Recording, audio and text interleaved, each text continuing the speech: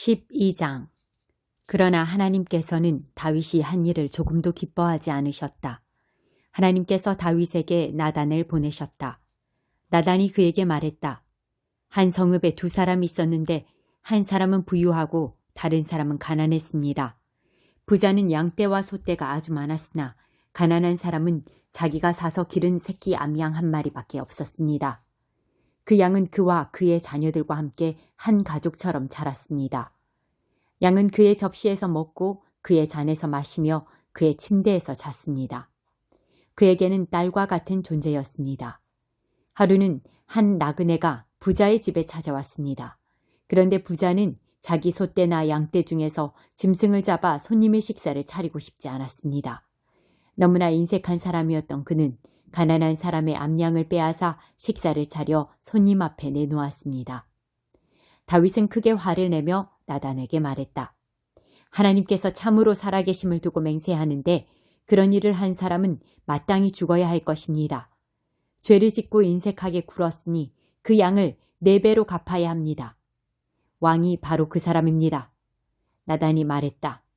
하나님, 이스라엘의 하나님께서 왕에게 말씀하십니다. 내가 너를 이스라엘의 왕으로 삼았다. 내가 너를 사울의 소나귀에서 벗어나게 했다. 내가 네게 내 주인의 딸과 아내들을 주어 소유하고 품게 했다. 내가 네게 이스라엘과 유다도 주었다.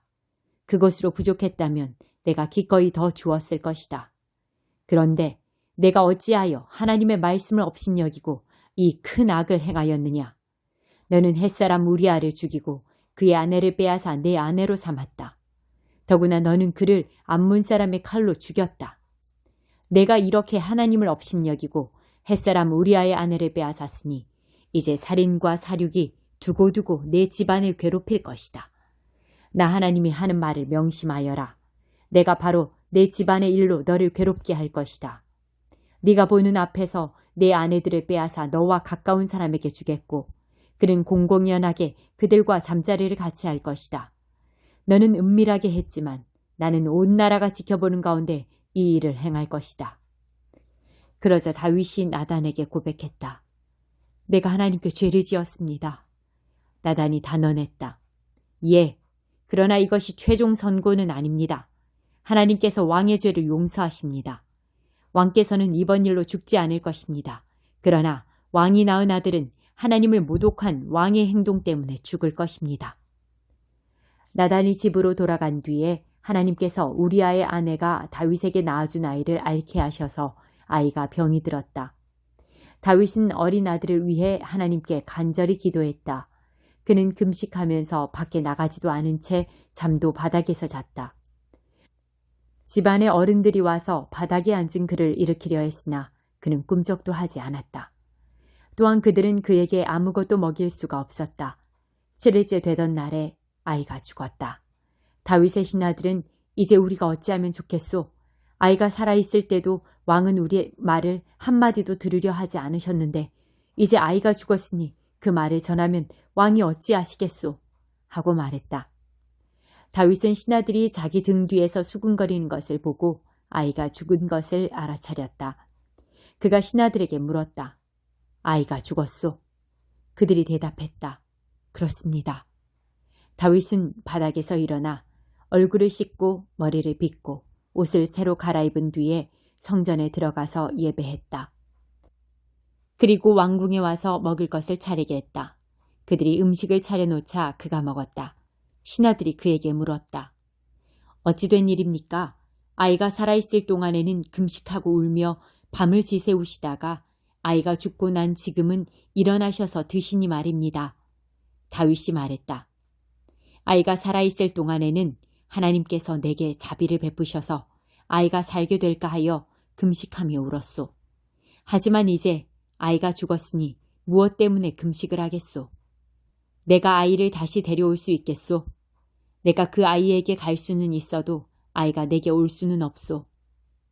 다윗은 가서 아내 밧세바를 위로했다. 그녀와 잠자리를 같이 하니 그녀가 아들을 임신했다. 아이가 태어나자 그 이름을 솔로몬이라고 했다. 하나님께서 그를 특별히 사랑하셔서 예언자 나단을 통해 말씀을 주셨는데 하나님께서 그의 이름을 여디디야, 하나님의 사랑을 받는 자라고 하기 원하신다는 말씀이었다. 라빠에서 암몬 사람과 전쟁 중이던 요압은 암몬 왕의 도성을 점령했다. 그는 다윗에게 전령을 보내 말했다. 제가 라빠에서 싸워 방금 성의 급수시설을 점령했습니다.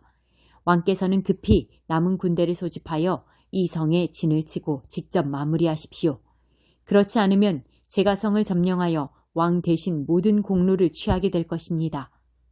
그래서 다윗은 군대를 모아 라빠로 가서 싸우고 그곳을 점령했다. 다윗이 암몬 왕의 머리에서 왕관을 벗겼는데 금관에 보석이 박혀 있어 아주 무거웠다. 다윗이 그 관을 들어 머리에 썼다. 그들은 그 성을 약탈하여 엄청난 양의 전리품을 가져왔다. 다윗은 그곳 백성을 성에서 다 내보내고 종처럼 톱질과 곡괭이질, 도끼질과 벽돌을 굽는 일을 시켰다.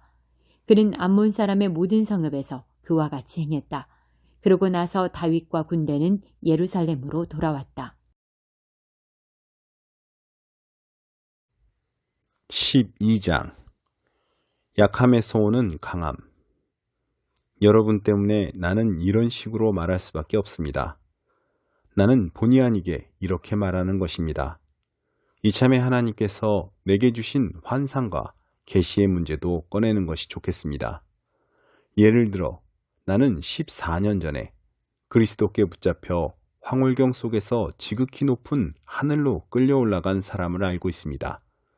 사실 나는 이 일이 몸을 입은 채 일어났는지 몸을 떠나서 일어났는지 알지 못합니다. 그것은 하나님만이 아십니다. 내가 알기로 이 사람은 낙원으로 이끌려갔는데 몸을 입고 그렇게 된 것인지 몸을 떠나서 그렇게 된 것인지 나로서는 알 길이 없습니다. 하지만 하나님은 아십니다. 그는 거기서 말로 표현할 수 없는 놀라운 말을 들었지만 그 들은 것을 발설해서는 안 되었습니다. 이 사람이 내가 말하려는 그 사람입니다. 그러나 나 자신에 관해서는 내가 당한 굴욕 외에 아무 말도 하지 않겠습니다. 내가 조금이라도 자랑할 마음이 있다면 우스운 꼴을 보이지 않으면서 그렇게 할 수 있고 그러면서도 알기 쉽게 진리를 내내 말할 수 있을 것입니다. 그러나 나는 여러분을 아끼는 마음으로 그만두겠습니다. 여러분이 길에서 나를 보거나 내가 하는 말을 듣게 되거든 나를 우연히 마주친 어리석은 사람, 그 이상의 존재로 여기는 사람이 아무도 없기를 바랍니다. 받은 계시들이 엄청나고 또 내가 우쭐거려서는 안 되겠기에 주님께서는 나에게 장애를 선물로 주셔서 늘 나의 한계들을 절감하도록 하셨습니다. 사탄의 하수인이 나를 넘어뜨리려고 전력을 다했고 실제로 내 무릎을 꿇게 했습니다. 그래서 내가 교만하게 다닐 위험이 없게 한 것입니다. 처음에 나는 장애를 선물로 여기지 못하고 그것을 없애달라고 하나님께 간구했습니다. 3번이나 그렇게 했는데 그분께서 이렇게 말씀하셨습니다. 내 은혜가 내게 족하다. 내게 필요한 것은 그것이 전부다. 내 능력은 내 약함 속에서 진가를 드러낸다. 나는 그 말씀을 듣자마자 이렇게 된 것을 기쁘게 받아들였습니다. 나는 장애에 집착하는 것을 그만두고 그것을 선물로 여기며 감사하기 시작했습니다. 그것은 그리스도의 능력이 나의 약함 속으로 쇄도해 들어오는 하나의 사건이었습니다. 이제 나는 약점들을 기꺼이 받아들입니다. 나를 낮추어주는 이 약점들, 모욕, 재난, 적대행위, 불운을 기쁘게 받아들입니다. 나는 그저 그리스도께 넘겨드릴 따름입니다. 그리하여 나는 약하면 약할수록 점점 더 강하게 됩니다. 내가 실수를 저질렀습니다. 나는 이와 같이 말하면서 완전히 어리석은 사람이 되고 말았습니다. 그러나 그것은 내 탓만은 아닙니다. 여러분이 나를 부추긴 것입니다. 여러분은 내가 어리석은 말을 하도록 놔두기보다는 나를 지지하고 칭찬해 주었어야 했습니다. 내가 보잘것없고 하찮은 사람이기는 하지만 여러분을 그토록 매료시킨 저 대단한 사도들과 견주어 내가 그들만 못한 사람이 아니라는 것을 여러분도 직접 겪어보아서 알 것입니다. 내가 여러분과 함께 있으면서 복된 시기와 힘겨운 시기를 보내는 동안 참 사도를 구별하는 온갖 표적들, 곧 놀라운 일과 이적과 능력의 표적들이 분명하게 나타났습니다. 여러분이 나나 하나님께로부터 다른 교회들에 비해 덜 받은 것이 있습니까? 여러분이 덜 받은 것이 한 가지 있기는 합니다. 바로 내 생활비를 책임지지 않은 것 말입니다. 참 미안하게 되었습니다. 여러분에게서 그 책임을 빼앗은 것을 용서해 주시기 바랍니다. 지금 나는 여러분을 세 번째로 방문하기 위해 모든 준비를 마친 상태입니다. 그러나 걱정하지 마십시오. 여러분은 특별히 애쓰지 않아도 됩니다. 지난 2차례의 방문 때와 마찬가지로 이번에도 여러분을 성가시게 하는 일은 없을 것입니다. 나는 여러분의 소유에는 관심이 없습니다. 여러분 자신에게만 관심이 있을 따름입니다. 자녀가 부모를 돌보는 것이 아니라 부모가 자녀를 돌보는 것입니다. 여러분을 위해서라면 나는 기꺼이 내 지갑을 비우고 내 목숨까지도 저당 잡히겠습니다. 그러니 내가 여러분을 사랑할수록 여러분의 사랑을 덜 받게 되다니 어찌된 일입니까? 내가 앞에서는 자급하는 척하고 뒤에서는 교묘하게 속여 빼앗았다는 험담이 끊임없이 들리니 어찌된 일입니까? 그 증거가 어디에 있습니까? 내가 누군가를 보내서 여러분을 속이거나 여러분의 것을 빼앗은 일이 있습니까? 나는 디도에게 여러분을 방문하라고 권했고 그와 함께 형제 몇 사람을 보냈습니다. 그들이 여러분을 속여 무언가를 빼앗은 일이 있습니까? 우리가 솔직하지 않거나 정직하지 않았던 적이 있습니까? 우리가 여러분을 배심원으로 여겨 줄곧 변명하고 있다고 생각하지 마시기 바랍니다. 여러분은 배심원이 아닙니다. 하나님, 그리스도 안에서 계시된 하나님이 배심원이십니다. 우리는 그분 앞에서 진술하고 있는 것입니다. 우리는 여러분의 성장을 방해하지 않으려고 자비량으로 온갖 수고를 감당했습니다. 내게는 이런 두려움이 있습니다. 내가 여러분을 방문할 때 여러분이 나를 실망시키지 않을까? 내가 여러분을 실망시키지 않을까? 서로 실망한 나머지 모든 것이 산산조각 나서 싸움과 시기와 격분과 편가르기와 격한 말과 악한 소문과 자만과 큰 소란이 일어나지 않을까 하는 것입니다. 나는 다시 여러분에게 둘러싸여서 하나님께 창피를 당하고 싶지 않습니다. 또한 나는 예전과 똑같이 죄짓기를 되풀이하는 저 무리, 악과 불륜과 추잡한 행위의 진창 속에서 뒹굴며 헤어나오려 하지 않는 무리 때문에 뜨거운 눈물을 흘리고 싶지도 않습니다. 19장 애가. 이스라엘의 제후들을 위한 애가를 불러라. 내 어머니는 사자들 중에서도 실로 대단한 암사자였다. 젊은 사자 떼 가운데 몸을 웅크리고 살면서 새끼들을 크게 키웠다. 새끼들 중 하나가 자라서 사나운 젊은 사자가 되었다. 그가 사냥하는 법을 배워 사람을 잡아먹었다. 민족들이 경계했고 덫을 놓아 그를 잡았다. 그들이 그를 갈고리로 꿰어 이집트로 끌고 갔다. 자신에게 운이 없다고, 새끼가 돌아올 가망이 없다고 생각한 암사자는 다른 새끼를 골라 힘센 젊은 사자로 키웠다. 그는 다른 사자들과 어울려 먹이를 찾아다니는 사나운 젊은 사자가 되었다. 그가 사냥하는 법을 배워 사람을 잡아먹었다. 그는 사람들의 방어망을 뚫고 활보했으며 그들의 도성을 폐허로 만들었다. 그가 포효하면 온 나라가 겁을 집어먹었다. 민족들이 합세하여 그를 사냥하러 나섰다. 모두가 그 사냥에 동참했다. 그들이 덫을 놓아 그를 포획했다. 그들은 그에게 나무마구를 채워 바빌론 왕에게 데려갔다. 이제 더는 들리지 않는다. 이스라엘의 평화롭던 산들의 정적을 깨트리던 그 포효 소리. 여기 또 다른 이야기가 있다. 내 어머니는 흐르는 강물 옆에 심긴 포도원의 포도나무 같았다. 물이 넉넉하여 가지는 무성했고 포도 열매 또한 풍성했다. 가지가 어찌나 튼튼하던지 깎아서 제왕의 홀로 사용할 만했다. 포도나무는 하늘 높이 쑥쑥 자랐고 쭉쭉 뻗은 가지들은 멀리서도 보일 정도로 무성했다. 그런데 분노의 손길이 그 나무를 잡고 뽑아 땅바닥에 내동댕이 쳤다. 뜨거운 동풍이 불어오니 나무가 오그라지고 열매도 모두 떨어졌다. 튼튼했던 가지들은 다 말라서 불쏘시개로밖에 쓸 수 없는 것이 되고 말았다. 이제 광야에 꽂힌 나무 막대기, 불모의 땅에 박힌 나무 토막에 불과해 그것은 불을 지필 때나 광야에 모닥불을 피울 때 쓸모 있을 뿐이다. 제왕의 홀로 사용할 만한 그 튼튼한 가지들, 이제 흔적조차 없어졌다.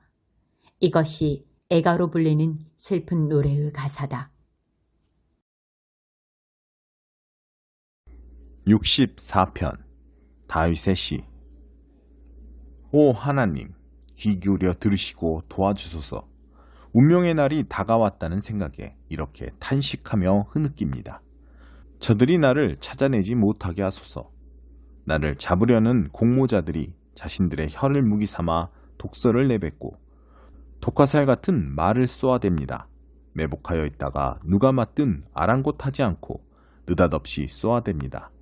저들은 운동 삼아 사악한 일을 벌여 건강을 유지하면서 남몰래 놓은 덫의 목록을 품고 다니며 서로 말합니다. 누구도 우리를 잡지 못할 거야. 이렇게 깜쪽 같은데 누가 눈치채겠어. 그러나 주님은 명탐정, 지하실처럼 캄캄한 마음속 비밀까지도 알아채십니다. 하나님께서 화살을 쏘시니 저들이 고통에 겨워 몸을 구부리는구나. 쓴웃음 짓는 군중들 앞에서 꼴사납게 꼬꾸라지는구나. 모든 사람이 보는구나. 하나님이 행하신 일이 장안의 화제가 되는구나. 선한 이들아 기뻐하여라. 하나님께로 피하여라. 마음씨 고운 이들아 찬양이 곧 삶이 되게 하여라. 65편 다윗의 시. 시온에 계신 하나님, 침묵이 주께 찬양하고 순종도 그리합니다. 주께서는 그 모든 것에 담긴 기도를 들으십니다. 우리 모두 죄를 짊어지고 머지않아 주님의 집에 이릅니다. 지은 죄 너무 무거워 감당할 수 없지만 주께서는 그것을 단번에 씻어주십니다. 주께서 친히 택하신 이들은 복이 있습니다. 주님 거하시는 곳에 초대받은 이들은 복이 있습니다. 우리가 주님의 집, 주님 하늘 저택에 있는 좋은 것들을 한껏 기대합니다. 주님의 놀라운 구원의 일들이 주님 트로피 보관실에 전시되어 있습니다. 주께서는 땅을 길들이시고 대양의 물을 채우시며 산을 조성하시고 언덕을 아름답게 꾸미시는 분, 폭풍과 파도의 노호와 군중의 시끄러운 소요를 가라앉히시는 분, 도처에서 사람들이 걸음을 멈추고 두려움과 놀라움으로 바라봅니다. 새벽과 땅거미가 번갈아 소리칩니다. 와서 예배하여라. 오, 땅에 찾아오셔서 땅에게 기쁨의 춤을 추게 하소서. 봄비로 땅을 장식하시고 생수로 하나님의 강을 채우소서. 밀밭을 황금빛으로 물들이소서. 주께서는 이 일을 위해 세상을 지으셨습니다. 비를 내려 갈아엎은 밭을 적셔주시고 흙이 물을 넉넉히 품게 하소서. 썰의 질과 고물의 질에 땅이 꽃을 피우고 열매 맺게 하소서. 산봉우리에 눈 왕관을 씌워 빛나게 하시고 주님의 길에 장미꽃잎을 흩뿌리소서. 거친 풀밭 곳곳에도 뿌려주소서. 언덕들이 춤추게 하시고 협곡진 비탈에 양떼를 두어 골짜기와 골짜기 아마포를 들이운 듯 꾸며주소서. 오, 저들에게서 기쁨의 함성 터져 나오고 즐거운 노랫소리 그치지 않게 하소서.